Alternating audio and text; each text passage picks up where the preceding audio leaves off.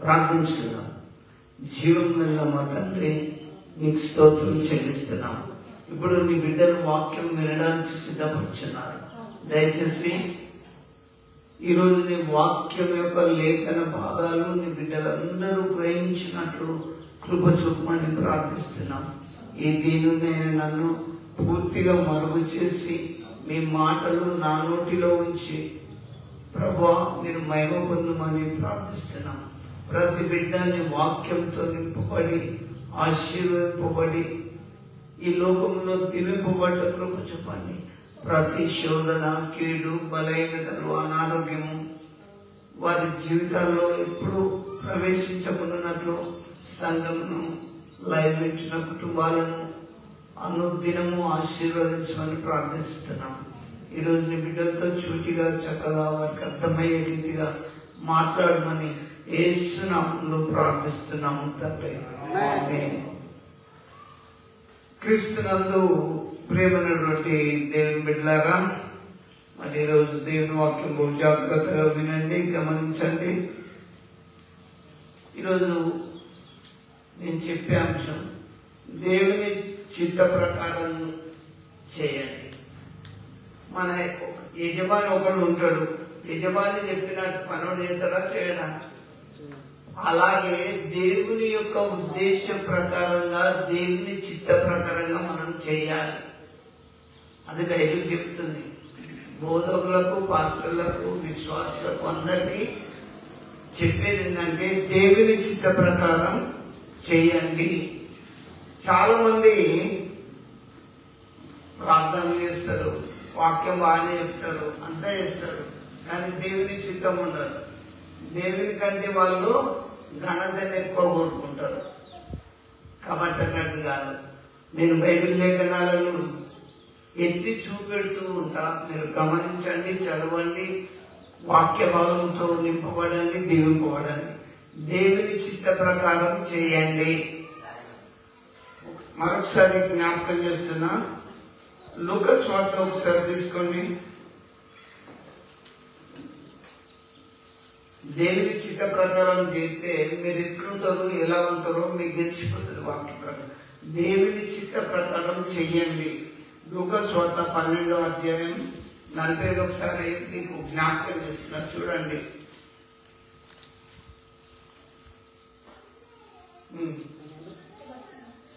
12వ అధ్యాయం 47వ వచనం నుంచి ప్రభువు ఇట్లా అనెను, తగిన కాలమున ప్రతివానికి ఆహారం పెట్టుటకు యజమానుడు తన ఇంటి వారి మీద నియమించుచున్నట్టి నమ్మకమైన బుద్ధిగల గృహ నిర్వాహకుడు ఎవడు? చూడండి, దేవుని సేవ చేయాలంటే చాలా నమ్మకంగా ఉండాలి. ఏం చెప్పడం కాదు. ఒక ఇంటిలో తండ్రి మంచిగా స్ట్రిక్ట్ ఉంటే పిల్లలు మంచిగా ఎదుగుతారు. తండ్రి పాపం చేసుకుంటుంటే పిల్లలు చెడిపోరా? నేను మీకు చెప్తున్నా. మళ్ళీ అవచనాన్ని చూడండి, యేసుప్రభు చెప్పిండు. మళ్ళీ చదువు. తగిన కాలమున ప్రతివానికి ఆహారం పెట్టుటకు యజమానుడు తన ఇంటి వారి మీద నియమించుచున్నట్టి నమ్మకమైన బుద్ధిగల గృహ నిర్వాహకుడు ఎవడు? నమ్మకమైన బుద్ధిగల గృహ నిర్వాహకుడు ఎవరు? చూడండి, నమ్మకంగా పిల్లలను పెంచుట్లో నమ్మకంగా ఉండాలి, అన్నిట్లో నమ్మకంగా ఉండాలి, పనిలో నమ్మకంగా ఉండాలి. ఇప్పుడు ఒక పటేల్ కింద మనం పనిచేస్తున్నాం అనుకో, నమ్మకంగా పనిచేయమన్నప్పుడు మనము పటేల్ చెప్పి వెళ్ళిపోయినప్పుడు ఆయన ఎప్పుడు వస్తాడో మనకు తెలియదు కదా. మనము అపనమ్మకంగా చేస్తే మళ్ళీ ఇంకోసారి నమ్ముతాడా? మనం నమ్మడు. దేవుని సేవలో కూడా దేవుని బిడ్డలమని పిలువబడుచున్న మనం వాక్యానుసారంగా నమ్మకంగా ఉండాలి. గుడికి వచ్చినామంటే భక్తిగా ఉండాలి, వాక్యం చెప్తున్నామంటే వాక్యానుసారంగా ఉండాలి. అంతేకాని నేను మీకు చెప్పి ఒకటి చెప్పి నేను తప్పు చేస్తే ఇంకోసారి వస్తారా కదా, చెప్పి రారు కదా. అందుకే నమ్మకంగా దేవుని పరిచర్యలో, దేవుని మందిరంలో విశ్వాసులు, పాస్టర్లు అందరూ ఉండాలి. కానీ చాలా మంది ఏం చేస్తారు తెలుసా? తప్పిపోతుండ్రు. నిన్ను బట్టి నా నామము దూషింపబడుచున్నది అని యేసుప్రభు చెప్పాడు. ఎందుకు ఇట్లా అన్నాడు? అక్రమం చేస్తున్నాం కదా. నమ్మకం లేదు. నన్ను ఎవరంటారు, నేనే కదా బాసునని చెప్పి మనిషి ఇష్టానుసారంగా చేస్తే పైన దేవుడు చూడరా తన పనిలో నమ్మకమైన గృహ నిర్వాహకుడు ఎవరు? కంటిన్యూషన్ చేయాలి. 47 అయిపోయిందా? తన యజమాని చిత్తం ఎరిగి ఉండి సిద్ధపడక అతని చిత్తము చొప్పున జరిగింపక ఉన్న దాసునికి అనేకమైన దెబ్బలు తగులును. చూడండి, తన యజమాని చిత్తం ఎరిగి ఉండి ఆ రీతిగా చేయకపోతే దాసునికి ఏమి తగులుతాయి? అనేకమైన దెబ్బలు తగులుతాయి. ఇప్పుడు నాకు ఇంకొక పనివాడు ఉన్నాడు అనుకో, బాబు ఈ పని చేయని చెప్పి నేను వెళ్ళిపోతే చేయలేదనుకో లాస్ అయిపోతాం కదా కొంత. బైబిల్ ఏం చెప్తుంది? తన దాసుని యొక్క తన యజమాని యొక్క గుణం ఎరిగి కూడా దాసుడు పని చేయకపోతే అనేక దెబ్బలు తగులుతాయి. దేవుని యొక్క విషయంలో పాపం చేయొద్దని బైబిల్ చెప్తుంది. పాపం చేయొద్దు, తాగొద్దు, ఆ విగ్రహారాధన చేయొద్దు అని కొన్ని చాలా నియమ నిబంధనలు ఉంటే వాటి ప్రకారంగా మనం ఉండాలి. ఆయన అట్లా చెప్తాడు, నేను ఇట్లా చేద్దామంటే కానివ్వండి, చేయండి. నేనైతే నా వంతు గోదా ఖచ్చితంగా మీరు చెప్తున్నా, దేవుని యొక్క పరలోక రాజ్యంలోకి మనం చేరము. దేవుని ఇవ్వాలని చెప్పేది ఏంటి? దేవుడు చెప్పినట్టు ఆయన చిత్త ప్రకారంగా మనము చేయాలని ప్రభు వాక్యాన్ని బట్టి నేను చెప్తున్నా. ఇంకా కంటిన్యూషన్ చేయమా? అయితే తెలియక దెబ్బలకు తగిలిన పనులు చేసిన వానికి కొద్ది దెబ్బలే తగులును. వానికి ఎక్కువగా ఇయ్యబడిన వాని వద్ద ఎక్కువగా తీయజూతుడు. చూడండి, తెలివక చేసిన దాన్ని దేవుడు కూడా క్షమిస్తాడు. తెలివక పొరపాటు చేసినాం అనుకో అప్పుడు దేవుడు క్షమిస్తాడు. కానీ తెలిసి తప్పు చేసినప్పుడు దేవుని బిడ్డలారా, తెలిసి తప్పు చేసినప్పుడు దెబ్బలు ఎక్కువ పడతాయి. ఇప్పుడు నాకు అన్ని తెలుసు, తప్పు చేయొద్దని తెలిసి నేనే సీక్రెట్ గా 3వ కంటికి తెలియకుండా తప్పు చేస్తే ప్రజలు సహించారు, దేవుడు మరి సహించాడు. తెలియక చేసినాం అనుకో అప్పుడు సారీ పొరపాటు అయింది అంటే ప్రజలు కూడా క్షమిస్తారు, దేవుడు కూడా క్షమిస్తాడు. కానీ తెలిసి తప్పు చేస్తే అనేకమైన దెబ్బలు తగులుతాయి, చట్టానికి అప్పచెప్పవలసి వస్తుంది. వింటున్నా? అందుకే పాపం చేయకండి, పరిశుద్ధులుగా బ్రతకండి అని బైబిల్ నేర్పిస్తుంది. యజమానుడు నమ్మకమైనటువంటి పరిపాలనగా మనం ఉండాలి. సంఘంలో నమ్మకంగా ఉండాలి, ఇంట్లో నమ్మకంగా ఉండాలి, బయట నమ్మకంగా ఉండాలి, అనేకులకు మాదిరిగా మన జీవితం ఉండాలి. అట్లా ఉంటే అట్లున్నవాడు దేవుని చిత్త ప్రకారంగా ఉన్నవాడని వ్రాయబడ్డది. అచ్చలు వచ్చిన ఆయన చిత్తం ఎరిగి ఉండాలి. చాలా మంది సేవ చేస్తారు, ప్రార్థన చేసి కానుకలు తీసుకోమన్నారా? పాంప్లెట్ కూడా కానుకలు తెచ్చుకోమన్నాడా? ఎక్కడ రాయబడ్డది? చిత్తం, దేవుని చిత్తం ఎరగకుండా. ఇప్పుడు నేను గుడి కడతానా, ఇగో ఇంత పంపు, ఈ కానుకని ఈ వాట్సాప్ నంబర్ పెడుతున్నా, నా మెసేజ్ చూడు, నాకు ఈ డబ్బులు పంపి, ఈ నంబర్ మీరు ఫోన్ పే చేయండి, ఇదా పెళ్లి చేస్తే 10,000 తీసుకోమని ఎక్కడా లేదు. బైబిల్ ఉన్నదా? ఎట్లా తీసుకుంటారు అయ్యగారు? ఇదంతా దేవుని చిత్త ప్రకారంగా చేస్తాను తెలుసుకోవాలి. నేను చెప్పడం కాదు, తర్వాత తగిన దెబ్బలు పడతాయి. ఉన్నదా లేదా? ఆయన చిత్తం ఎరిగిండు కూడా సిద్ధపడక తప్పు చేసినప్పుడు వారికి విపరీతమైన, తెలిసి తప్పు చేసినప్పుడు విపరీతమైన దెబ్బలు పడతాయి. ఇవాళ నేనే కదా పాస్టర్, నా ఇష్టం అన్నట్టు ఇవాళ మీ ముందు నేను యాక్టింగ్ చేయొచ్చు, కానీ దేవుని దగ్గర కథ నడవది, డ్రామా నడవది. అందుకే చెప్తున్నా, దేవుని చిత్త ప్రకారంగా చెయ్యాలని వాక్యం నేర్పిస్తుంది. వింటున్నా? పనివాడు తన జీతానికి పాత్రుడు కాదా? నేను నమ్మకంగా పనిచేస్తే దేవుడు పంపడా? పంపిస్తాడు. ఒకసారి మీకు ఎగ్జాంపుల్ చెప్తున్నా. ఏలియా నమ్మకమైన పనివాడు, దేవుని సేవలో కరువు వచ్చింది. కరువు వచ్చినప్పుడు ఏం చేసింది తెలుసా? దేవుడే స్వయంగా మాట్లాడి, ఏలియా నువ్వు లేచి కేరేది వాళ్ళ దగ్గరకు వెళ్ళు, నేను కాకులతో నీకు ఆహారం పంపిస్తానన్నాడు. దేవుని చిత్త ప్రకారంగా ఏలియా ఎక్కడికి వెళ్ళిండు? దేవుడు చెప్పినట్లు చేశాడు. ఇప్పుడు ఇది దేవుడు చెప్తాడా ఇట్లా కానుకలు తీసుకోమని చెప్పండి. కానుకల విషయం పక్కకు పెడితే పాంప్లెట్లు కొట్టి డబ్బులు లాక్కోమనడా? ఇదంతా క్రైస్తవ్యం వ్యాపారం అయిపోతుంది, విశ్వాసం తక్కువైపోతుంది, దేవుని యొక్క శక్తి ఎరగకపోతుండు, దేవుని చిత్తమేందో గ్రహించకపోతుండు. ప్రియ దేవుని బిడ్డారా, దేవుడు చెప్పినట్టు ఏలియా కేరెత్ వాళ్ళ దగ్గర ఉన్నాడు. ఉంటే దేవుడు చెప్పినట్టున్నాడు, దేవుని చిత్తానుసారంగా నడిచిండు. కాబట్టి ఏం జరిగింది తెలుసా? ఉదయము మధ్యాహ్నము కాకులు తీసుకొచ్చి మాంసం ముక్కలు రొట్టెలు ఏలియా దగ్గర ఇచ్చేసినాయి. ఏలియా గారు రొట్టెలు తీసుకున్నారా? ఆడ కరెంటుకున్నాడా? కరువులో కూడా దేవుడు తన బిడ్డలను శ్రేష్టంగా మంచి భోజనం నుంచి కాపాడతాడు. వింటున్నా? నువ్వు దేవుని మీద ఉండు, యథార్థంగా వాక్యానుసారంగా బ్రతుకు, నీ జీవితం ధన్యమైపోతుంది. కానీ ఇప్పటి కొరకు ఏదో అమ్మాయిల పట్టాల ఇయ్యాల ఆడింత తిందాం, వేడింత తెచ్చుకుందాం, ఇదంతా అక్రమంగా సంపాదించింది అస్సలే ఉండదు. దేవుని చిత్త ప్రకారంగా మనం చేసే వాళ్ళమై ఉండాలి. దేవుడు నిన్ను ఏ పని అయితే నీకు అప్పచెప్పిండో ఆ పని నమ్మకంగా చేయి. ఇప్పుడు ఆ యజమాని యొక్క చిత్తం ఎరిగి కూడా చెయ్యకపోతే విపరీతమైన దెబ్బలు కొడతానని వ్రాయబడి ఉన్నది.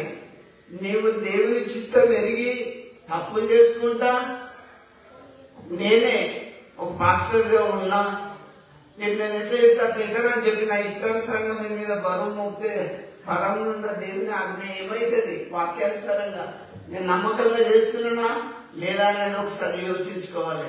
క్రీస్తునందు ప్రియ దేవుని బిడ్డలారా, దేవుని యొక్క చిత్తం ఎదగాలి. ఒకవేళ చిత్తం ఎరిగి చేయకపోతే, పాపం చేస్తే దేవుడు ఏమంటుండో అనేకమైన దెబ్బలు పడతాయి. ఎవరు పడతాయి? తప్పు చేసిన పడతాయి. యథార్థంగా ఉంటే గురుతోటి బుద్ధులు ఆడొచ్చు. వింటున్నా? తప్పు చేయనప్పుడు మన ముఖంలో కళ తప్పదు. తప్పు చేసినామనుకో 10 మందిలో మన ముఖము ఎత్తుకోలేము. బాగా గుర్తుపెట్టుకోండి. కానీ బైబిల్ వాక్యం తెలుసుకున్నాం, ఆ యజమాని యొక్క సంగతి తెలుసు, గొప్ప దేవుడు అని తెలుసు, సృష్టికర్త అని తెలుసు. కానీ సాటుకు దేవుని తెలుసుకుని ఎన్ని తప్పులు చేస్తున్నామో విపరీతమైన దెబ్బలు పడే రోజున్నది. అంతేకాదు, అది మనకు గుర్తుండాలని ఆ వాక్యం చెప్పాడు. కానీ నిత్య నరకం ఉంటుంది. ఇంకా దేవుని చిత్తం ఏందో నేను మీకు జ్ఞాపకం చేస్తాను. ఒకసారి చూడండి, ఎజ్రా గ్రంథం 9వ అధ్యాయం 15లో చూడండి. ఒక్కొక్క భక్తుడు దేవుని చిత్తం ఏందో ఎట్లా చెప్తాడో మీరు గమనించాలి. ఎజ్రా గ్రంథం 9వ అధ్యాయం 15వ వచనం చూడండి. బైబిల్ గ్రంథాలు చక్కగా వ్రాయబడిన దేవుని చిత్తం మీరు ఉంటే చాలా దీవెనకరంగా ఉంటుంది. ఎజ్రా గ్రంథం 9వ అధ్యాయం 15వ వచనం. యెహోవా ఇశ్రాయేలీయుల దేవా, నీవు నీతిమంతుడవై ఉన్నావు, అందువలనే నేటి దినమున ఉన్నట్లుగా మేము శేషించి నిలుచుచున్నాము.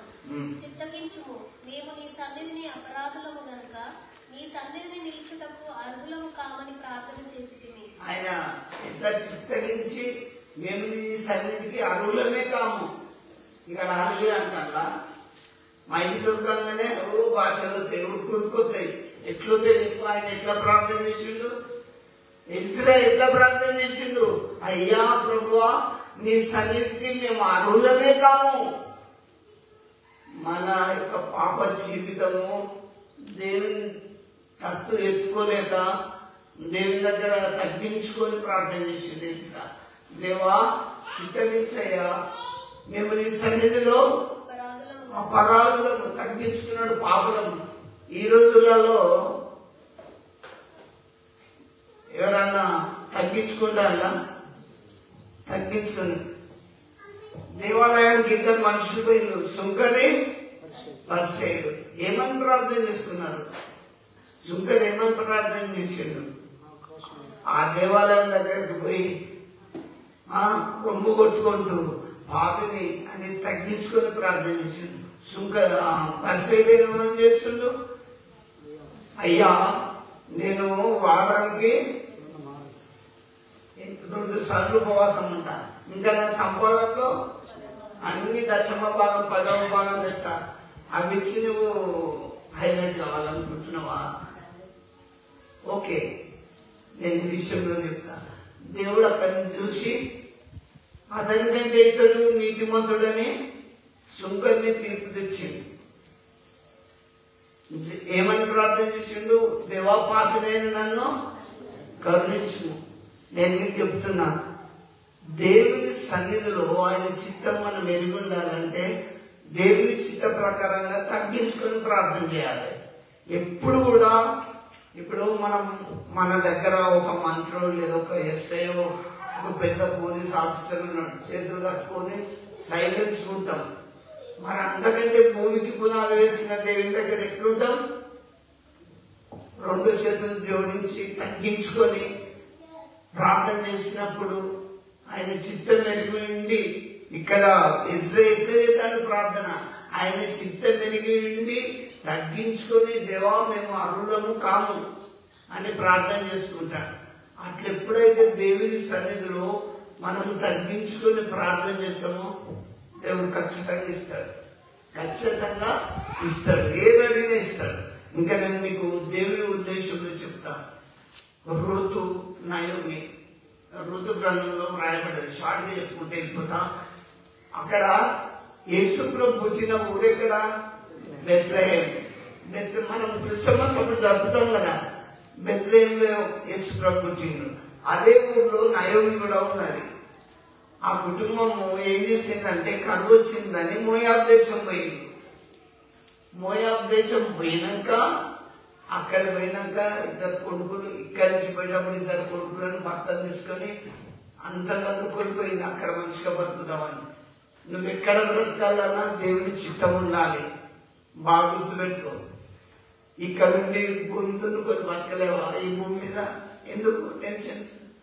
విదేశాలకే పోయి చదువుకోవాలనేది మన దేశంలో లేదా? ఎక్కడైనా ఉన్నది. ఫస్ట్ దేవుని చిత్తమేదో కనుకో.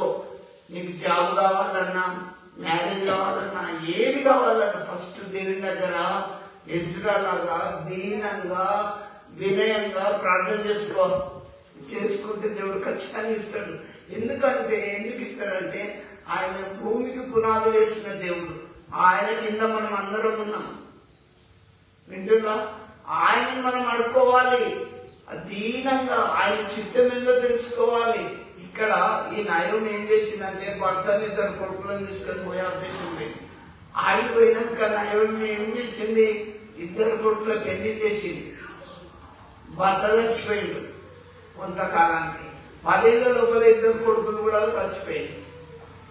పిల్లలు కాలేదు వాళ్ళకు. పరిస్థితి ఏంటి చూడు. పిల్లలు లేరు, భర్త పోయిండు, కొడుకులు పోయిండు. ఇప్పుడు నయోమి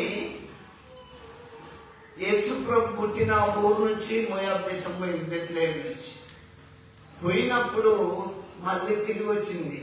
నా ఇంటికి, నా దేశానికి నేను పోతా అని వచ్చింది. అప్పుడు వచ్చేమంటే ప్రభు నన్ను రిక్తురాలుగా ఇట్లా చేసిండు అంట. నువ్వు పోయినప్పుడు ఏదన్నా దేవుని చిత్త ప్రకారంగా పోయినావా? దేవా, నేను అక్కడికి పోతున్నా, నీ చిత్త ప్రకారంగా నన్ను నడిపించమని చేసిపోయినావా? చూడండి, గుడికి వస్తాం, దేవుని చిత్త ప్రకారంగా చేయకుండా తప్పులు చేస్తాం, అన్ని చేస్తాం, మళ్ళీ నిందలు దేవుని మీద పెడతాం. నాకు ఈ రోగం పోలేదు, ఈ జబ్బు పోలేదు, ఇట్లెందుకైంది, నేను ఎందుకు క్లాస్ అయినా అవుతావు. అయితే దేవుని చిత్త ప్రకారం కనిపెట్టు. దేవుని యొక్క చిత్తం ఏందో తెలుసుకో. ఇక్కడ నేను మీకు ఇంకోటి జ్ఞాపకం చేస్తున్నా. యోబు గ్రంథంలోకి రండి. యోబు గ్రంథం 40వ అధ్యాయం 4వ వచనం చూడండి. చక్కగా వ్రాయబడి ఉన్నది. యోబు గ్రంథం 40వ అధ్యాయము. చాలు.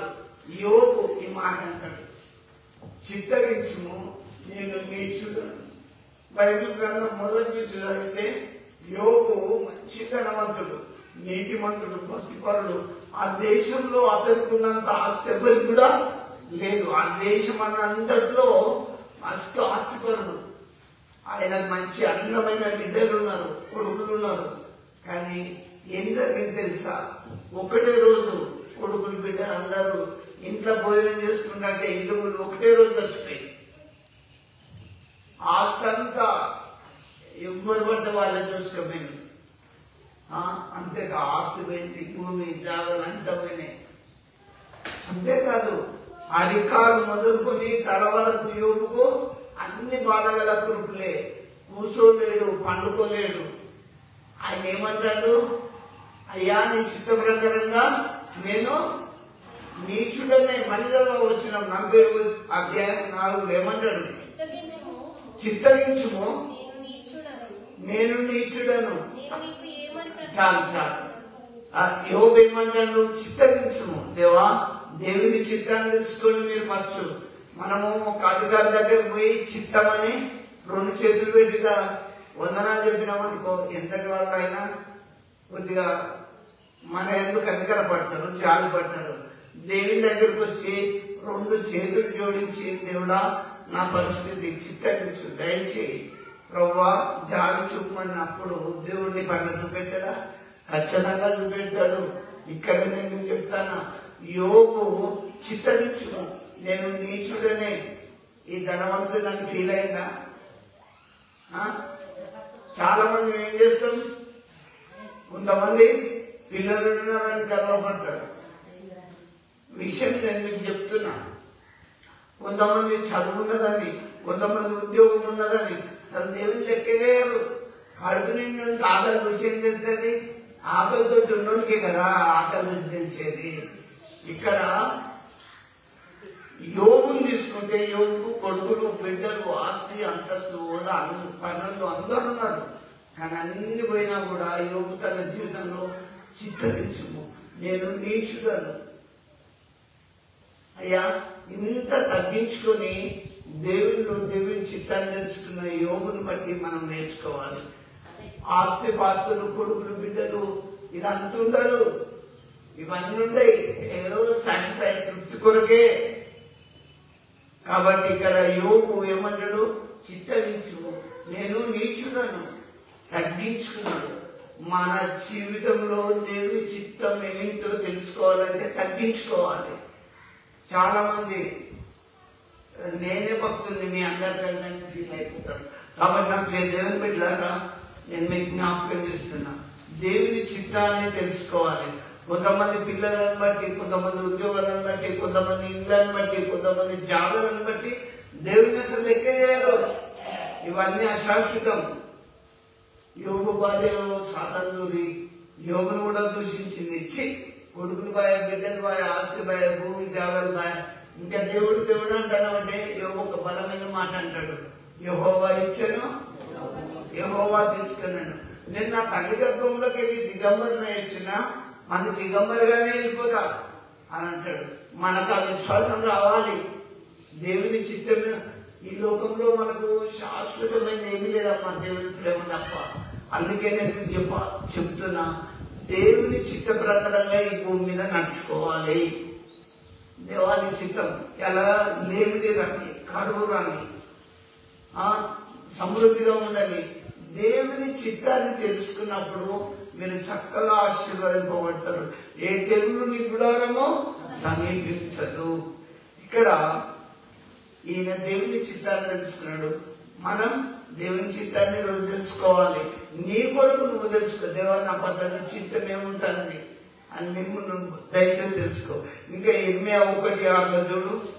ఇర్మియా కూడా దేవుని చిత్తాన్ని తెలుసుకున్నాడు. ఒక్కొక్క దైవజనం తెలుసుకుంటే మీరెందుకు తెలుసుకోను? ఇర్మియా గ్రంథం 1వ అధ్యాయం 6 చూడు. అయ్యో ప్రభువాగు యెహోవా, చిత్తగించుము నేను బాలుడనే. అయ్యో ప్రభువు యెహోవా, చిత్తగించుము నేను బాలుడనే. మాటలాడుటకు నాకు శక్తి చాలదని నేననగా యెహోవా నాకు ఇలాగూ సెలవిచ్చెను, నేను బాలుడు అనవద్దు, నేను నిన్ను పంపువారి యొద్దకు నీవు పోవలెను. ఇక్కడ దేవుడు స్వయంగా ఇర్మియాతో మాట్లాడతాను. ఇర్మియా, నేను నిన్ను ఎవరి దగ్గర పంపుతానో వాళ్ళ దగ్గర పోయి మాట్లాడు అంటే ఇర్మియా ఏమంటాడు? చిత్తగించు ప్రభువా, నేను బాలుడను, నేను చిన్నోని, మాట్లాడడానికి కూడా నాకు శక్తి లేదు, నేను పెద్దలతో అంతగా మాట్లాడలేను అని తగ్గించుకొని దేవుని దగ్గర చెప్తాను. మనమైతే మనకు మనమే ఎక్స్పోజ్ అయిపోతాం దేనికనైనా. హెచ్చించుకుంటాం మన మాటలు, మన ప్రవర్తనలు, మన సంసారంలో. నేను మీకు చెప్తానా, ఇదంతా దేవుని దగ్గరకు వచ్చినప్పుడు చాలా తగ్గించుకొని మన జీవితాన్ని ప్రభుకు సమర్పించుకొని దేవాని చిత్తం ఏందో మాకు తెలియజేయమని ప్రార్థన చేసుకోవాలి. ఈయన ఏం చేస్తుండు? ప్రభువా, నేను బాలుడను, చిత్తగించుము, నేను బాలుడను, మాట్లాడటం నాకు శక్తి లేదు. ఇంకా దేవుడు ఏమంటాడు? పో, వాళ్ళకు నువ్వు భయపడకు, ఉన్నది ఉన్నట్టుగా చెప్పు, ఉన్నది ఉన్నట్టుగా మాట్లాడని చెప్తాను. దేవుని చిత్తాన్ని మరి ఇర్మియా చిన్నగా ఉన్నప్పుడే దేవుని చిత్తాన్ని తెలుసుకున్నాడు. మనం ఎప్పుడు తెలుసుకున్నాం? దేవుని చిత్త ప్రకారంగా ఈ భూమి మీద చక్కగా నడిచి ఆశీర్వదింపబడదాం. ఇంకా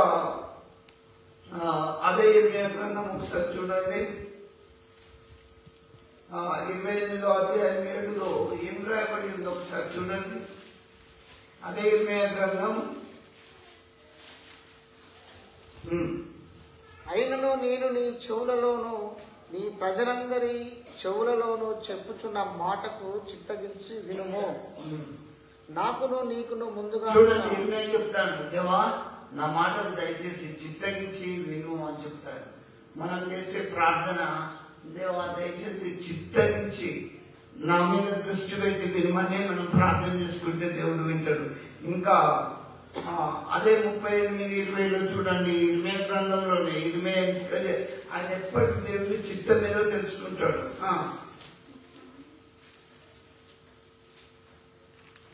అందుకు ఇర్మియా, వారు నిన్ను అప్పగింపరు, నీవు బ్రతికి బాగుగా ఉండునట్లు నేను నీతో చెప్పుచున్న సంగతిని గూర్చి యెహోవా సెలవిచ్చు మాటను చిత్తగించి ఆలకించుము.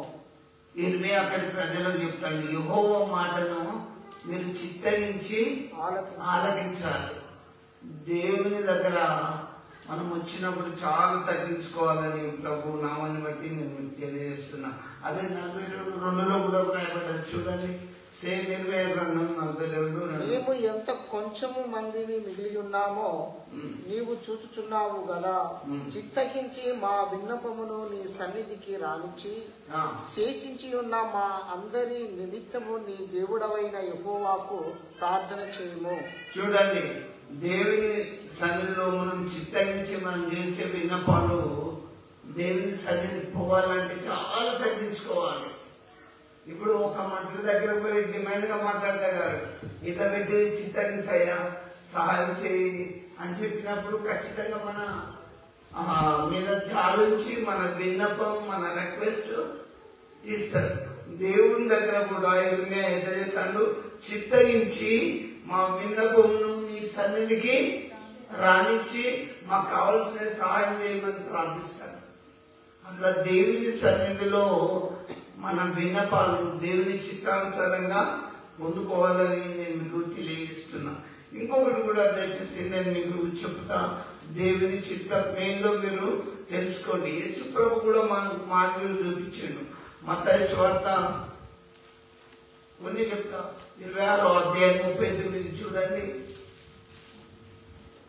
మత్తయి సువార్త 26వ అధ్యాయం 39 ఒకసారి చూడండి. దేవుని చిత్తం ఏందో తెలుసుకోవాలి. కొంత దూరము వెళ్లి సాగిలపడి, నా తండ్రి సాధ్యమైతే ఈ గిన్నె నా యొద్ద నుండి తొలగిపోనిమ్ము, అయినను నా ఇష్ట ప్రకారం కాదు నీ చిత్త ప్రకారమే కానిమ్మని ప్రార్థించాను. చూడండి, యేసు ప్రభు మనందరికీ క్రైస్తవ సంఘానికి మార్గం చూపించాడు. శిలువ శ్రమలు విపరీతంగా కొడతాను, కొట్టినప్పుడు ఆ బాధలు తట్టుకోలేక గెత్సెమనే తోటలో కొంత దూరం వెళ్ళి ఏమని ప్రార్థన చేస్తుండు? సాగిలపడి. అసలు మనం మోకాల మీద ఉంటానమ్మా. సాగిలపడులు ఎవరు తెలుసా? జ్ఞానులు. యేసుప్రభు దగ్గరకు వచ్చి సాగిలపడి బంగారము సామ్రాన్ని బోలాన్ని దేవునికి సమర్పించాడు. కనీసం ఈ గుండెని హృదయాన్ని దేవునికి తెలవు. అబ్బో ఇది నా కులం, ఇది నేను ఇలా యేసు ప్రభువుగా తక్కువ జాతి వాళ్ళ దేవుని నమ్ముకుంటాను అనుకునేటోళ్ళు లేరు, ఉన్నారు చాలా మంది. కానీ యోగుని తీసుకొని నేను నీచుడను చిత్తరించుదేవా, నేను నీచుడను అని చెప్తాను. అంత గొప్ప ధనవంతుడు, న్యాయవంతుడు, విద్యావంతుడు అన్ని ఉన్నాయి ఆయనకు, భక్తిపరుడు కదా. దేవుని దగ్గర నేను నీచుడును అని ఒప్పుకుంటాను. ఇప్పుడు యేసు ప్రభు కూడా అమ్మా యేసు ప్రభు కూడా మనందరికి మాదిరి ఏమని చూపించిండు? సాగిలపడి నా తండ్రి సాధ్యమైతే ఈ గిన్నె అంటే ఈ శ్రమను నా యుద్ధ నుంచి తొలగిపోని అయినను నా ఇష్ట ప్రకారం కాదు నీ చిత్త ప్రకారమే కానిమ్మని ప్రార్థించాను. ఎట్లా ప్రార్థిస్తాను? మనమైతే డిమాండ్ చేస్తాం, దేవా నాకు ఇది కావాలి, అది కావాలి, అది కావాలి, నేను పాస్ కావాలి, నాకు ఉద్యోగం కావాలి, ఇది కావాలి. డిమాండ్ కాదు, రిక్వెస్ట్ చేసుకోవాలి దేవుణ్ణి. దేవుని దగ్గర ఎప్పుడైనా తగ్గించుకొని, దేవా ఈ భూమి మీద మాకు 70 ఏళ్ళు ఆయుష్ ఇచ్చినావు దేవా, నీ దయంటే మాకు దయచేయి అని ప్రార్థన తీసుకోవాలి. అట్లా దీనంగా చేసిన ప్రార్థన వింటాడు. కానీ మనం ఎట్లా చాలా గట్టిగా మాట్లాడతాం. ఎందుకు ఇవ్వను? నువ్వు ప్రార్థన చేసి ఇవ్వవా దేవుడా? ఇది అది మైండ్. ఏం చేసినావు అని ఇస్తాడు, నువ్వు ఎంత భక్తి ఉన్నావు అని ఇస్తాడు. ఒకసారి నిన్ను త్రాసులో చూస్తే నీ భక్తి ఎంతో నీ పాపం ఎంతో త్రాసులో చూస్తే తెలుస్తుంది. అవునా? త్రాసులో ఏమంటే రాజెవరు? నెబుకద్నెజర్. దేవుడు అక్కడి నుంచి చూసి త్రాసులో నిన్ను తూచగా నువ్వు తక్కువగా కనబడ్డావు, నీ లోపల పాపం ఎక్కువ ఉన్నది, నో నీ దగ్గర విశ్వాసమే లేదు, నువ్వు త్రాసులో చూడగా నువ్వు తక్కువగా కనబడ్డావు అని చెప్పి దేవుడు చెప్తాను. ఇక్కడ ఏమని చెప్తుంది ఆ వచ్చిన మందిరమ్మ? యేసు ప్రభు కొంత దూరం పోయి సాగిలపడి తండ్రి నీ చిత్తమే జరగాలి, నీ చిత్తమైతే ఈ బాధ ఈ గిన్నె తొలగించమని సాగిలపడి ప్రార్థన చేశాను. ఒక్కసారి ఆలోచించు, నీ రోజు కొరకు ప్రార్థన చేసినావా, నీ ఉద్యోగం కొరకు ప్రార్థన చేసినావా? పట్టెట్లుండాలి తెలుసా? గట్టిగా ఉండాలి. దేవాన్ని నన్ను దీవిస్తే యాకోబు ఎట్లా పోరాడాడు? దేవుని గట్టిగా పట్టుకుని పోరాడాడు. దేవా నన్ను దీవిస్తే కానీ నేను వదిలిపెట్టాను అన్నాడు. అట్లా దేవుని తొడని పట్టుకుంటే ఆ దేవుడు ఏం చేసిండు? దేవదూతలు ఇంకా తొడ మీద దాన్ని ఈ తుండి పెట్టింది, బైబిల్లో వ్రాయబడ్డది. అంత గట్టిగా పోరాడిండు. నేను మీకు చెప్తున్నా, 50 రోజుల ఫాస్టింగ్ లేదు ఎందుకు? దేవుని చిత్త ప్రకారంగా చేయి. ఒక మాట ఆవగిందంత విశ్వాసం ఉంటుండే ఇటున్న కొన్నాడబడుతుంది అనేది ఏది చెప్పు? యోషువని తీసుకో, ప్రకృతిని సూర్యుని చంద్రుని ఆపిండు, అంత వేడి విశ్వాసం.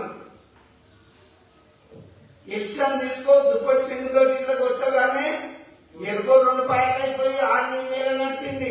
ఏది క్రైస్తవత్వంలో విశ్వాసం లేదు.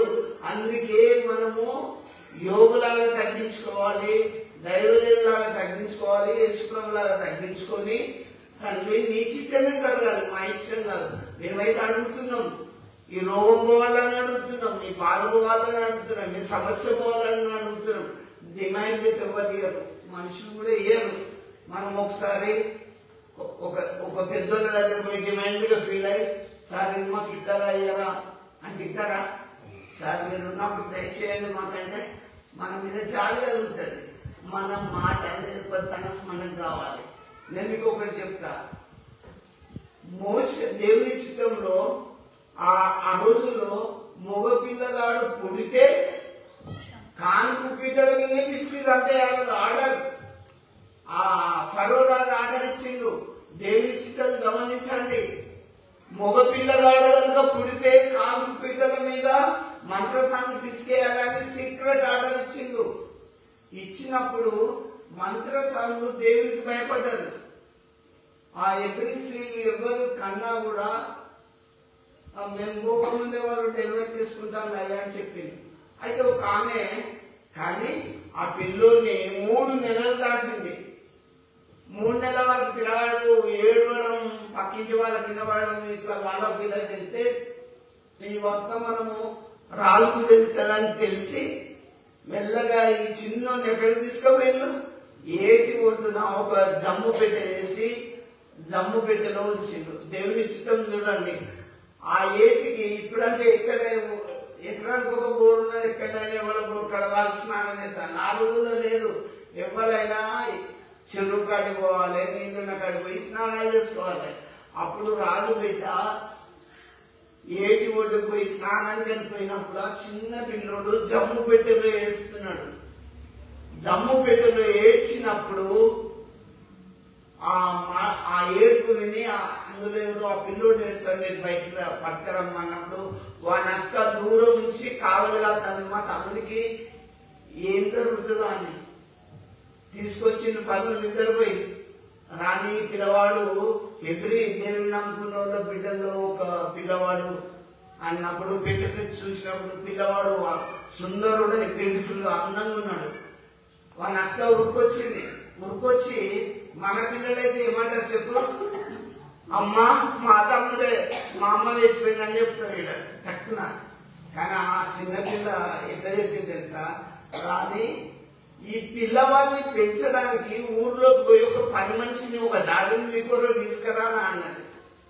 మాట మనం మాట్లాడే మాట కూడా ఆ సమయంలో పరిశుద్ధాత్మ దేవుడు ఇస్తాడు. వెంటనే రానికి వీళ్ళకి అమ్మడనే ఆలోచన రాలే. వెన్ను తీసుకురా పని చెప్పింది. వెంటనే పోయి తల్లిని తీసుకొని వచ్చి, అమ్మా ఇగో ఈమెని ఈ పిల్లగానికి దాది అని చెప్పి ఆ పిల్ల చెప్తే ఆ పిల్లగాన్ని ఎత్తుకొని పోయి నా కొరకు పెంచుమని నెల జీతం ఇస్తానని ఏర్పాటు చేసింది. దేవుని చిత్తం ఎట్లున్నదో గమనించండి. మనము ఊరికితే పొద్దుగు కదా, బాగా గుర్తుపెట్టుకోండి.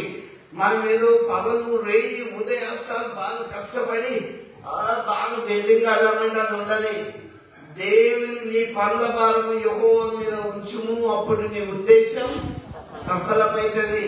ఈ భూమి మీద ఏ పని చేయాలన్నా నీవు నీ పిల్లలు నీ దిక్కుటెద్దులు సమస్తము ఆశీర్వదింపబడాలన్నా ఈ భూమి మీద దేవుని యొక్క చిత్తానికి అప్పచెప్పుకో.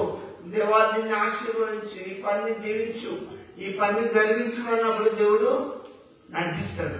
ఇక్కడ మోషేని తీసుకుపోయింది ఆ తల్లి నెల జీతం తీసుకుంటాను. ఇప్పుడు భయమా? ఎవరు ఏం చెప్పినా ఏం భయం లేదు. రాజు చెప్తే రాజు బిడ్డే పెంచుకున్నది కదా, నెల జీతం ఇస్తుంది. దేనిగా పెంచింది పాలు మరువంగానే తీసుకుపోయి అక్కడ రాణి దగ్గర విలువిద్యలన్నీ నేర్పించింది. రాణి పెద్దగా యవనస్తులు చేసింది మోషన్. అన్ని విలువిద్యలు చదువు బాగా నేర్చుకున్నాక ఏం తెలిసింది తెలుసా, దేవుడు మోసే ఈ 6 లక్షల దినాన్ని నువ్వు కాయాలని చెప్పింది. దేవుని ఉద్దేశం, దేవుని చిత్తం ఎట్లుందో మీరు ఒకసారి తెలుసుకోండి. రానేమనుకున్నది నా రాజ్యానికి పెద్ద రాజైపోతాడు అనుకుని అన్ని నేర్పించింది.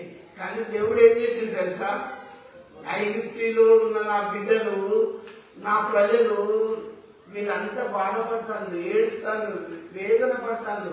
మోసే వీళ్ళను పాలు తేనెలు ప్రవహించే దేశానికి నువ్వు తీసుకుపోవాలని దేవుడు నడిపించాడు. దేవుని చిత్తం మోసే ఎట్లుందో నీ పట్ల నా పట్ల ప్రతి ఒక్కరి పట్ల ఉంటుంది తెలుసా. ఎప్పుడు కృంగిపోవద్దు జీవితంలో. ఇలా లాసు కానీ ఇలా ఏమీ లేకపోయి మన కుటుంబంలో దిగజారిపోకు. ఎప్పటికీ ఈ స్టేజ్ లో ఉండం మనం. బాగా గుర్తుపెట్టుకోండి, ఎప్పటికి ఇదే స్టేజ్ ఉంటామా? ఉండం. ఎందుకు?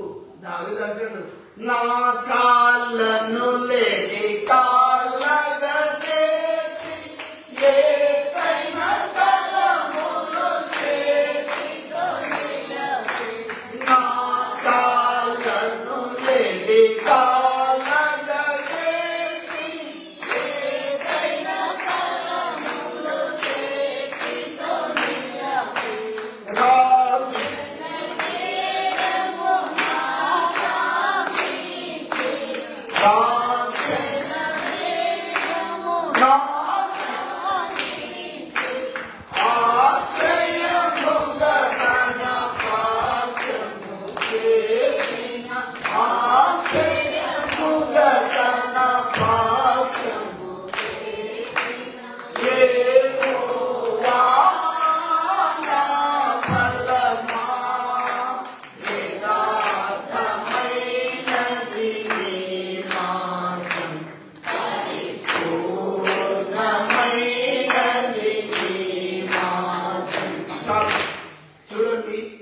దేవుని చిత్తం ఏదో మనం గ్రహించాలి. దేవుని చిత్త ప్రకారంగా మనం చేయాలి. పేదలమైన పర్వాలేదు, రోగంలో ఉన్న పర్వాలేదు, నిరుద్యోగంతో ఉన్న బాధపడకు, ఏ దారి దొరికినప్పుడు కూడా దిగులు పడకు. యేసు ప్రభు దగ్గర కండి, ఆశీర్వదింపబడండి. ఇంకా అదే లూకా సువార్త 3:35 చూడండి.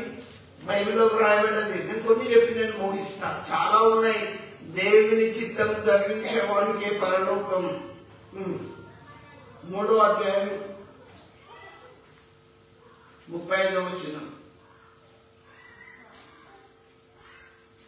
ఏమైంది?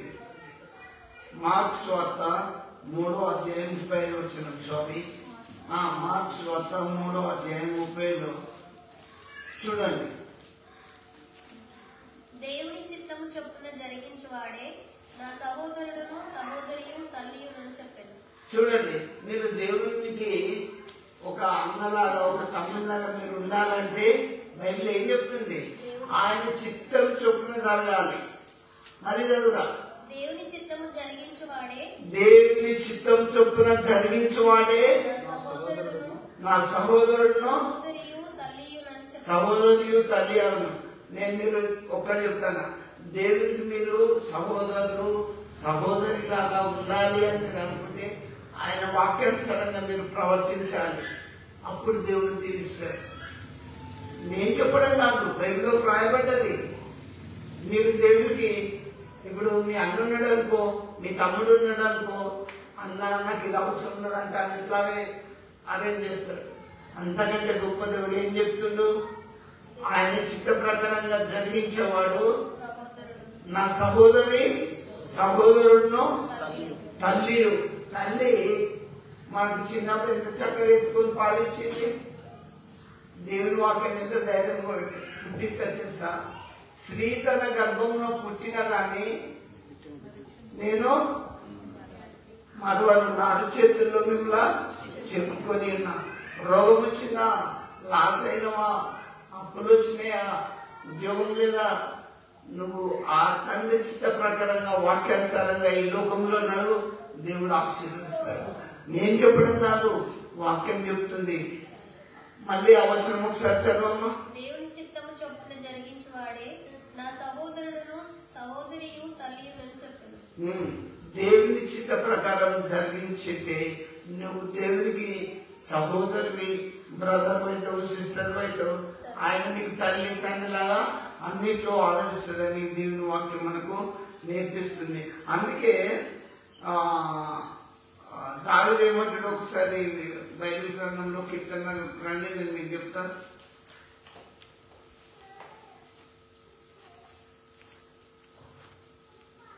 కీర్తనలు 143:10 ఏమంటాడో చూడండి. కీర్తనలు 143:10 చూడండి బైబిల్లో. నీవే నా దేవుడవు, నీవే నా దేవుడవు, నీ చిత్తానుసారంగా ప్రవర్తించుటకు నాకు నేర్పుము. దేవుని చిత్తానుసారంగా ఎట్లా ఈ లోకంలో ప్రవర్తించాలో దేవా నువ్వు నాకు నేర్పు అని చెప్తాను. దేవుని చిత్త ప్రకారంగా మీరు ఈ లోకంలో నడిస్తే మీరు ధన్యులైపోతారు. అంతే. అక్కడ దావీదు మరి దేవుని చిత్తానుసారంగా ప్రభువా నేను నడిచినట్లు మాకు నేర్పమని అడుగుతాడు. ఇంకా 1 యోహాను 5:14 చూడండి. దేవుని చిత్త ప్రకారంగా అడిగితే ఏమొస్తుందో చూడండి. దేవుని చిత్త ప్రకారంగా అడిగితే బైబిల్లో చక్కగా వ్రాయబడినది. 1 యోహాను 5:14 ఆయన బట్టి మనము ధైర్యము కలిగిన ధైర్యం ఏదనగా ఆయన చిత్తానుసారముగా మనం ఏది అడిగినను ఆయన మన మనవి ఆలకించునన్నది. ఆయన చిత్తానుసారంగా మనం ఏది అడిగినను అది మనకు దేవుడిస్తాడు. మనము గుడికి వస్తాం, అయ్యా నేను వాక్యానుసారంగా నేను ప్రవర్తిస్తున్నా కాబట్టి వాక్యానుసారంగా ఉన్నప్పుడు మనం ఏదన్నాడు ఇస్తాడు. నా జీవితంలో నేను అన్నానికి పొందుకునే నేను మీకు రియల్గా చెప్తున్నా దేవుడిని అడిగి మీరు పొందుకోండి. మనం ఆయన చిత్తానుసారంగా దేవుడిని అడిగి పొందుకోవాలని నేను తెలియజేస్తున్నా. ఎన్నో క్రిటికల్, ఎన్నో దుఃఖమైన స్థితిలో రాత్రి లేచేది దేవుడికి మొరపెట్టేది, తెల్లారి నాకు దేవుడు ఇచ్చేది. రియల్. నేను మనుషులను అడిగాను, వారు నాకు లేదు, ఇప్పటికి లేదు. నేను మీ అందరికి చెప్తున్నా, నేను వాక్యానుసారంగా ప్రవర్తించకపోతే దేవుడు నాకు ఆన్సర్ ఇయ్యాడు. నేను తప్పు చేసినప్పుడు దేవునికి భయపడుకుంటుంటే దేవుడు నాకు ఆన్సర్ ఇయ్యాడు. మీ అందరికి తెలుసు ప్రియులారా, నేను మరణంలోకి ఎట్లా లేచిందో మీకు తెలుసు. 7-9 రోజులు దాదాపు అన్కాన్షియస్ లో ఉన్నా. 9-8 రోజులు నోటి మాట లేదు, కళ్ళ చూపు లేదు, లోకంలో ఎక్కడున్నానో నాకే తెలియదు. అలాంటి నన్ను దేవుడిని మధ్యలో నిలబెట్టాడు. మీ అందరి ప్రార్థనే. అందుకే నేను మీకు ఏం చెప్తున్నా, సంగమా విశ్వాసులారా తప్పిపోకండి. దేవా నీ చిత్త ప్రకారంగా నన్ను దీవించు, ఆశీర్వదించు. మనం ఏది అడిగినా ఇస్తాడు. తల్లి ఇయ్యదా? తల్లి ఆయన చిత్తం చొప్పున చేయవాడు తల్లి తండ్రి అని వ్రాయబడ్డది. సహోదరుడు నా సహోదరుడు సహోదరుడు అని వ్రాయబడ్డది. మీకు ఏ గుండెలో ఏ బాధ ఉన్నదో, ఏ సమస్య ఉన్నదో దేవుని అడగండి. బిడ్డలుగా మార్పండి. ఆయన చిత్తానుసారంగా వాక్యానుసారంగా ప్రవర్తించి ఆశీర్వదింపబడండి. దేవుడు ఈ లేఖనాలు మీ వినికిడిలో దీవించును గాక. ఆమేన్. ప్రార్థన చేస్తున్నాం. జీవం గల మా తండ్రి, మీ పాదములు స్తోత్రం. ఇప్పుడు తండ్రి మీ చిత్తానుసారంగా నేను ప్రార్థిస్తున్నా. దేవా, నా సంఘానికి వస్తున్న ఈ సంఘానికి వస్తున్న ప్రతి బిడ్డను జ్ఞాపకం చేసుకో. ఈ సంఘానికి వస్తున్న ప్రతి వారిని దీవించండి. ప్రభు అమ్మాయింది ఏమైనా ఆయుష్కరమైన మార్గం ఉంటే నీతి మార్గంలో నడిపించండి. పరిశుద్ధాత్మ దేవుడా, ఈ సంఘంలో ఏ బిడ్డలకి ఏ బాధ ఉన్నదో, ఏ సమస్యలు ఉన్నాయో అవన్నీ తొలగించుకొని సంఘంలో నీ రాజ్యం పర్యంతం వరకు విస్తరింప చేయమని. ఇదిగో ప్రభువా, నీ చిత్తం చొప్పున జరిగించి వాడే నిత్య జీవం గలవాడని సెలవిస్తున్నావు. ఈ లోకంలో మాకు నిత్య జీవం ఇస్తామని నమ్ముచున్నాం. ఈ 70 ఏళ్ల యాత్రలో నీతో మేము నడుచుటకు కృప చూపండి. నీ చిత్తానుసరమైన బ్రతుకు మాకు నేర్పించమని ప్రార్థిస్తున్నాం. నీ చిత్తమే జరగాలి. మీ యొక్క ప్రభు చిత్తానుసరంగా ఈ లోకంలో బిడ్డలందరూ కృప చూపండి. లైవ్ వింటున్న కుటుంబాలను బిడ్డలందరినీ ఆశీర్వదించమని యేసు నామములో ప్రార్థిస్తున్నాము తండ్రి. ఆమేన్.